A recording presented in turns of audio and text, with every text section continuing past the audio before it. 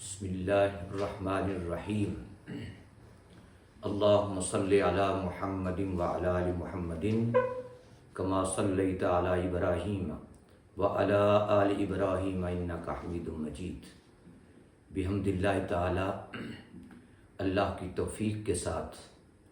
اور نبی آخر الزمان حضرت محمد رسول اللہ صلی اللہ علیہ وآلہ وسلم کے تبسل اور تصدق کے ساتھ آج ہم یکم محرم الحرام کو نئے سال پر، جو کہ اسلامی تاریخ کا نیا سال ہے، اس اعتبار سے ہم اس پہ کچھ گفتگو کریں گے۔ اللہ پاک ہمیں صحیح سمجھ اور اس پر عمل پیرا ہونے کی توفیق نصیب فرمائے۔ تاریخوں کو کسی کتاب پر یا کاغذ پر جمع کرنے کو تقویم کہتے ہیں، جنتری بھی کہتے ہیں، کیلنڈر بھی کہتے ہیں، اور ہر قوم کا کوئی نہ کوئی کیلنڈر ضرور ہوتا ہے، رہا ہے۔ یہودیوں کا جو سن آغاز ہوتا ہے کیلنڈر، وہ 3700 قبل مسیح شروع ہوتا ہے، اور عیسائیوں کا جو عیسوی کے اعتبار سے شروع ہوتا ہے وہ حضرت عیسیٰ علیہ السلام کے یوم ولادت سے شروع ہوتا ہے۔ اسی طرح امت مسلمہ کی تاریخ کا آغاز اور سن کیلنڈر کا آغاز وہ سن ہجری کے نام سے یاد کیا جاتا ہے، اس لیے کہ وہ معلم انسانیت، محسن انسانیت صلی اللہ علیہ وآلہ وسلم کی سفر ہجرت کے ساتھ منسوب ہے۔ اور یہ 12 مہینے جو سال کا آغاز اور محرم سے آغاز ہوتا ہے، اس کا ذکر قرآن کی سورہ توبہ میں آیت نمبر 36 میں ہے۔ اللہ رب العزت ارشاد فرما رہا ہے، ان عدت الشہور عند اللہ 12 شہرا۔ اللہ رب العزت نے فرما دیا کہ بے شک اللہ رب العزت کے ہاں اس کی کتاب خاص میں نوشتہ قدرت میں لوح محفوظ پر 12 مہینوں کو لکھ دیا گیا ہے، اور ساتھ ہی اس کی ہسٹری بھی بیان کر دی، یوم خلق السماوات والارض، کہ یہ 12 مہینے کب سے ہیں؟ فرمایا زمین و آسمان کی جس دن تخلیق ہوئی اسی کے ساتھ یہ 12 مہینوں کا تعلق ہے۔ ہر جو بھی شخص آیا اور جو بھی قومیں آئیں، انسانی ادوار آئے، تو ان کے اندر تاریخ اسلام جو ہے اس سے پہلے مختلف تاریخوں کے ساتھ سن کا آغاز کیا جاتا اور اپنے واقعات کو جوڑا جاتا تھا، کبھی عام الفیل کے ساتھ، کبھی عام الفجار کے ساتھ، کبھی رومیوں کی تاریخ کے ساتھ، مگر فاروق اعظم رضی اللہ تعالیٰ عنہ کا جب زمانہ خلافت آیا تو 16 ہجری سیدنا فاروق اعظم رضی اللہ تعالیٰ عنہ نے اس کا فیصلہ کیا کہ ان کے سامنے ایک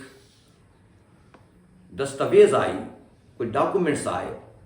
اس پر شعبان لکھا ہوا تھا۔ سو آپ نے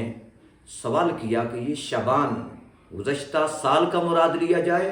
یا اس سال کا موجودہ شعبان؟ اس پر آپ نے ایک وسیع مجلس شورا تھی،